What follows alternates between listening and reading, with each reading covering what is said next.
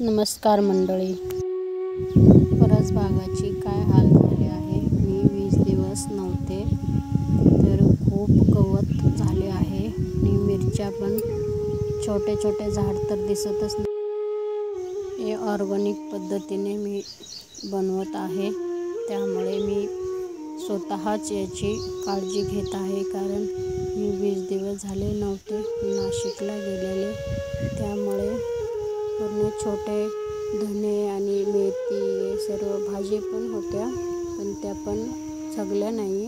त्याला पाऊस तर नाही आहे, पण पाणी पण कमी पडले आणि गवत खूप उगले आहेत, त्याची निगा झालेच नाही। हे बघा, इथून तर पार एवढा भाग मी घेतला आहे परसबागसाठी। त्याच्यामध्ये कोणीच बघत नाही आहे, ते मलाच बघायला लागतं।